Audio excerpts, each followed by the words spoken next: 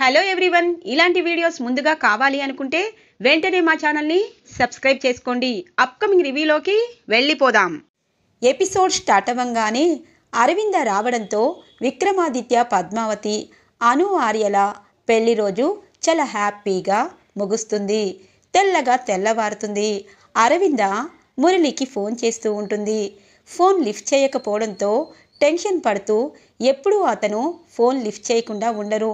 ఆయన ఏ ప్రమాదంలో ఉన్నారా అని టెన్షన్ పడుతూ ఉంటుంది. ఇంట్లో వాళ్ళంతా అరవిందకి సర్ది చెప్తూ ఉంటారు.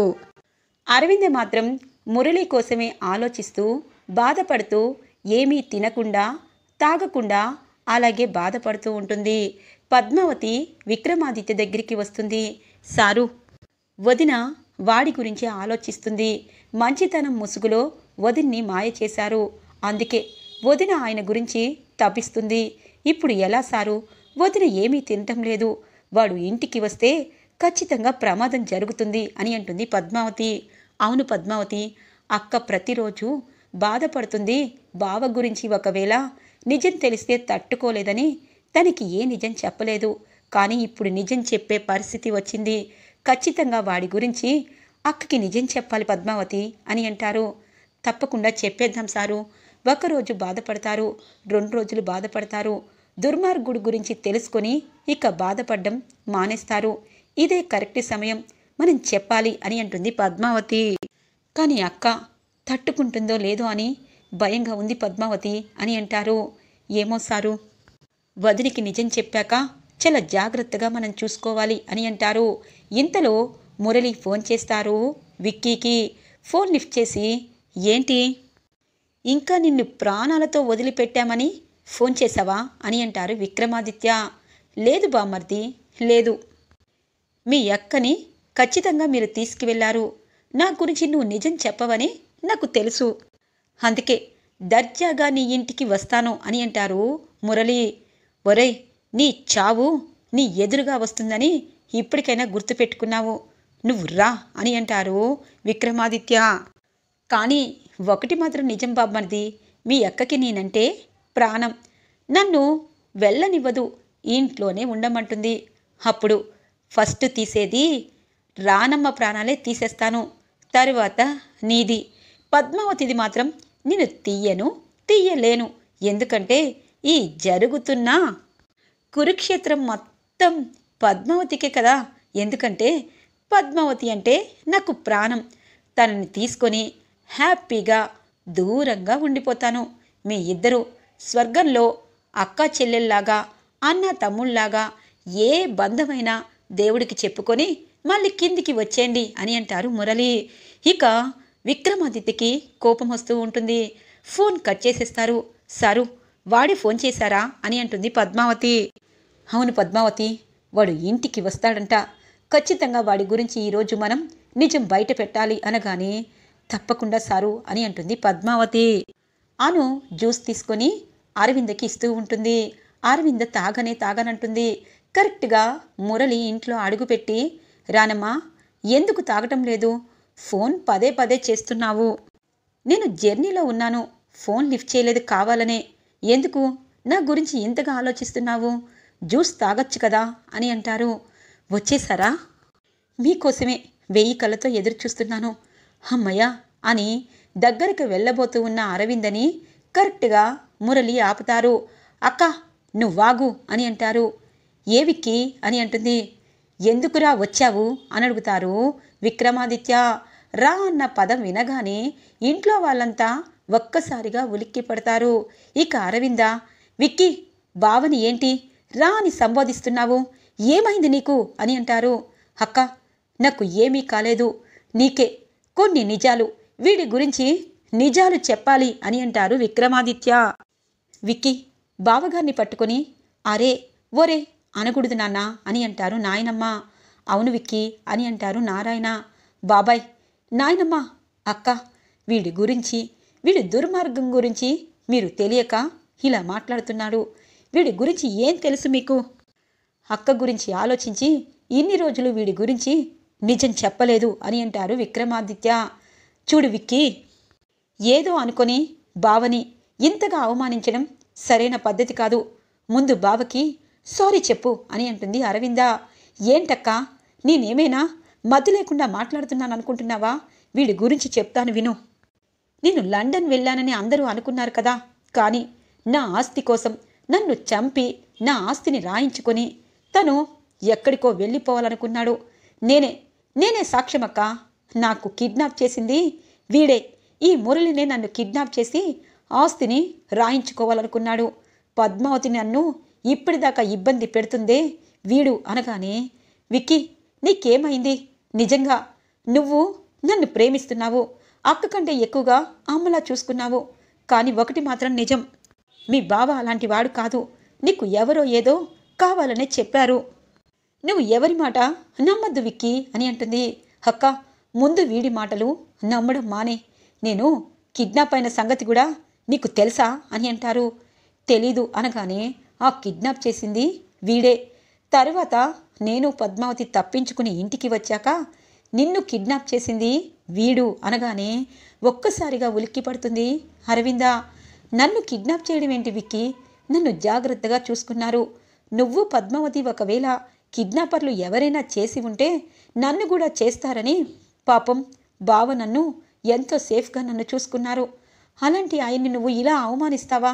ఎందుకు అనగానే, అక్క, వీడి గురించి పూర్తిగా తెలీదు. వీడికి డబ్బు పిచ్చే కాదు, అమ్మాయిలు పిచ్చి. రోజుకో అమ్మాయితో తిరుగుతూ ఉంటాడు ఈ వేదవా అనగానే, విక్కీ అని అంటుంది.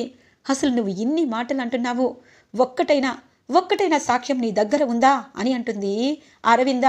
ఇక ఇంట్లో వాళ్ళందరికీ ఏం మాట్లాడాలో ఏమీ అర్థం కాక, అలాగే ఎవరు చెప్తున్నది నిజమో, మురళి ఇంత రాక్షసంగా ఉన్నాడా అని చెప్పి అందరూ అలాగే చూస్తూ ఉండిపోతారు. సాక్ష్యం నేనే వదినా అని అంటుంది పద్మావతి. ఒక్కసారిగా అందరూ ఉలిక్కి పడతారు. మురళి పద్మావతి వైపు చూస్తూ ఉంటారు. ఏంటి, నువ్వా పద్మావతి అనగానే, అవును వదినా, వీడి దుర్మార్గం నీకు తెలీదు. ఎందుకంటే నాకు పెళ్లి కాకముందు మా ఇంట్లో ప్లేయింగ్ గెస్ట్గా చేరి నన్ను పెళ్లి చేసుకోవాలని నిశ్చయ తాంబూలాలు కూడా తీసుకున్నాడు. కానీ నాకు మీరు తమ భార్య అని తెలిసి ఇక వీడిని దూరం పెట్టాను. వీడి గురించి తెలిసి మీకు అనగానే, అప్పుడే ఎందుకు చెప్పలేదు పద్మావతి? అప్పుడే చెప్తే ఆయన్ని గెంటేసేదాన్ని కదా. ఇన్ని రోజులు ఈ నిజం ఎందుకు చెప్పలేదు అని అంటుంది అరవింద. ఇదే పరిస్థితి అప్పుడు వచ్చేది కదా, కానీ ఇప్పుడు కూడబడుక్కొని నా భర్తని మీరు అవమానిస్తున్నారు. నా భర్త అలాంటి వాడు కాదు, నేనంటే ప్రాణం. నిజంగా నన్ను చేసుకోవాలని ఆయన ఎందుకు అనుకోవాలి? నాకు లోపముంది. ఆ లోపాన్ని కూడా ఆయన పక్కన పెట్టి నన్ను ఒక రాణిలా చూస్తున్నారు.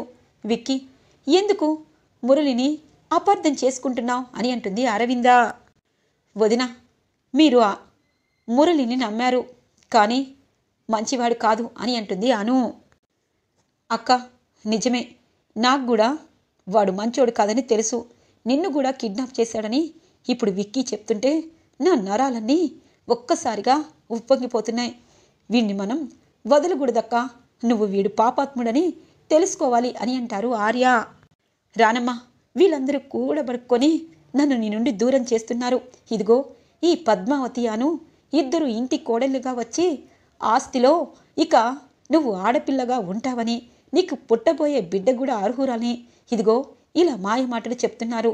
ఒకవేళ నేను తప్పు చేసుంటే వీళ్ళ మధ్య ధైర్యంగా ఎందుకు తిరుగుతాను?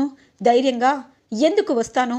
ఒకవేళ బామర్ది నిన్ను కిడ్నాప్ చేస్తే ధైర్యంగా ఇంటికి ఎందుకు వస్తాను అని అంటారు మురళి ఎదురు తిరుగుతూ. ఒరేయ్ నీచుడా, ఇంకా అబద్ధాలు ఆపు. ఎందుకు ఇంకా మా మీద పడి ఏడుస్తున్నావు?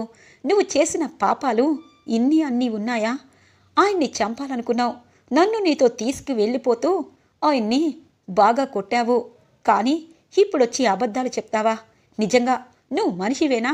మంచివారికి మోసం చేస్తూ ఇలా బ్రతుకుతూ ఉన్నావు అని అంటుంది పద్మావతి. వదిన, నన్ను క్షమించండి. నిజంగా ఈ నిజాలన్నీ ఎప్పుడో నేను చెప్తే ఇప్పుడు ఈ పరిస్థితి ఈ కుటుంబానికి ఉండేది కాదు. నాకు విక్రమాదిత్య గారికి ఇంత దూరం పెరిగింది అంటే ఇలాంటి నిజం నేను దాచి మీ భవిష్యత్తు కోసం, మీ కడుపులో ఉన్న అత్తయ్య కోసం నేను ఇన్ని రోజులు ఈ దుర్మార్గుడు గురించి ఎవ్వరికీ చెప్పలేదు. ఆ శ్రీనివాసుడు సాక్షిగా నేను చెప్పిందంతా నిజం. వీడు మంచివాడు కాదు. ఇక ఇక్కడ ఎవ్వరికీ తెలియనా ఇంకొక నిజం చెప్తాను. అది కూడా తెలిసాక వీణ్ణి ఇంట్లో ఉంచాలా బయటికి పంపించాలా అన్నది మీరే నిర్ణయం తీసుకోండి అని అంటుంది పద్మావతి. ఏంటా నిజం అని అంటుంది అరవింద. ఇక దివ్య చెయ్యి పట్టుకొని ముందుకు తీసుకుని వస్తుంది. ఇదేంటి నన్ను తీసుకొస్తుంది? బావతో నేను కూడా చేతులు కలిపానని ఈ పద్మావతి కనిపెట్టేసిందా? అయిపోయింది. ఈ రోజుతో నేను మళ్ళీ అనాథగా ఉండే రోజు వచ్చేసింది అని చెప్పి దివ్య టెన్షన్ పడుతూ ఉంటుంది. ఎవరు ఈమె ఎవరు అని అంటుంది ఇక పద్మావతి. దివ్య అనగానే ఈ దివ్య ఈ ఇంటి ఆడపిల్ల. ఆడపిల్ల అంటే నిజంగా ఎలా చూసుకోవాలి? కానీ ఇదిగో ఈ దివ్య వీడియోని కూడా తీసుకొని నన్ను బ్లాక్మెయిల్ చేస్తున్నాడు ఈ దుర్మార్గుడు. దివ్య, ఇంట్లో వాళ్ళెవ్వరికీ ఇంతవరకు నిన్ను వీడియో తీసింది ఎవరు అనుకుంటున్నారు? వీడే. వీడి సెల్ ఫోన్లో నీ వీడియో ఉంటుంది, కావాలంటే చూసుకో అనగానే దివ్య ఒక్కసారిగా ఉలిక్కి పడుతుంది. ఇటువైపు అరవింద కుప్పకూలబోతూ ఉంటుంది. అక్క, ఇన్ని తప్పులు చేసిన వీణ్ణి నువ్వు నమ్మినా నమ్మకపోయినా వీణ్ణి మాత్రం ఇంట్లో ఉండే పరిస్థితి నేనుండనివ్వను అని చెప్పి ఇక ఆర్య అలాగే విక్కీ కలిసి మురళిని చొక్కా పట్టుకుని ఈడ్చికి వెళ్ళి బయటికి గెంటేస్తూ ఉంటారు. రానమ్మా, వీళ్ళ మాటలు నమ్మద్దు. రానమ్మా, నా బిడ్డని వీళ్ళు ఏదైనా చేస్తారు. నాతో పాటు నువ్వు వచ్చే రానమ్మా. వద్దు, ఈ దుర్మార్గుల మధ్యలో మనం వద్దు. ఎంత ప్రేమగా చూసుకున్నా బామ్మర్ది తన ఆస్తి విషయంలో పద్మావతిని నమ్ముతున్నారు. నిన్ను అక్క అని పిలుస్తున్నారు కానీ నీ బ్రతుకు ఏమైనా పర్వాలేదు. వద్దు రానమ్మా, నువ్వు నాతో పాటు వచ్చే. ఈ ఆస్తి అన్నీ మనకి అవసరం లేదు. మన బిడ్డని చూసుకొని హ్యాపీగా ఉందాం, పూరుగుడిసెల్లో ఉందాం అని చెప్పి నాటకాలు మాట్లాడుతూ ఉంటారు మురళి. వద్దు, ఆయన్ని పంపించద్దు అని చెప్పి ఇక కళ్ళు తిరిగి పడిపోతుంది అరవింద. ఇక విక్కీ అలాగే ఆర్య ఇద్దరు ఇక మురళిని బయటికి ఈడ్చి కొట్టి ఇక వాచ్మెన్కి చెప్తారు, వీడికి ఇంటికి సంబంధం ఉండదు. వీడు ఎప్పుడొచ్చినా సరే వీడిని బయటికి గెంటేయండి. నువ్వు ఏం చేసుకుంటావో చేసుకో. ఈ గుమ్మంలో అడుగు పెడితే నీ ప్రాణాలు తీసేస్తాము. ఇప్పటిదాకా నిన్ను ప్రాణాలతో ఎందుకు ఉంచామో తెలుసా? ఇలా మా అక్క ముందు నువ్వేంటి అని నిజం తెలిసేటందుకు అని చెప్పి ఇద్దరు ఇక బయటికి గెంటి లాక్ చేసి లోపలికి వస్తారు. ఇక అరవింద కళ్ళు తిరిగి పడిపోవడంతో పాపం అను కుచల అందరూ ఇక హుటాహుటిన ఎత్తుకొని బెడ్రూమ్లోకి తీసుకుని వెళ్తారు. దివ్య అయితే అలాగే షాక్లో ఉండిపోతుంది. చూడు దివ్య, ఇప్పటికైనా ఎవరు ఎలాంటి వారు అన్నది నువ్వు తెలుసుకో, అది చాలు అని చెప్పి పద్మావతి బాధగా ఇక అరవింద దగ్గరికి వెళ్తూ ఉంటుంది. ఇక అరవింద మెలుక్కొని వేడి ఆయన ఏరి అని చెప్పి నానమ్మ ఆయన కావాలి అని అంటుంది. ఇక అందరూ ఎవరు వద్దు, నా రూమ్లో ఎవరు ఉండద్దు, అందరూ వెళ్ళిపోండి, నాకు ఎవరు వద్దు అని చెప్పి డోర్ని లాక్ చేసేస్తుంది అరవింద. ఇక విక్కీ, పద్మావతి, అను, ఆర్య, కుచల ఇక వాళ్ళ బాబాయి అందరూ బాధపడుతూ హాల్లోకి వస్తారు. విక్కీ, నిజంగా అల్లుడు గారు ఇలాంటి వాడు అంటే నాకు నమ్మబుద్ధి కావటం లేదు అనగానే, చూడు పిన్ని, చూడండి బాబాయ్, ఏదైనా మన కళ్ళారా చూస్తేనే మనం నమ్మాలి. వాడి దుర్మార్గం నా కళ్ళారా చూశాను, నేను అనుభవించాను. అక్కని ఖచ్చితంగా వాడు చంపేస్తాడు. అందుకే అక్క నుండి దూరం చేశాను. అక్క ఈరోజు బాధపడినా అక్క మనతో పాటు హ్యాపీగా ఉంటుంది. అందుకే వాడి గురించి తను కడుపుతో ఉన్నా నిజం చెప్పేశాను అని అంటారు విక్కీ. ఇక విక్కీకి ఏం సమాధానం చెప్పాలో తెలీదు. అటువైపు అరవింద అన్నీ గుర్తు చేసుకుంటూ ఉంటుంది.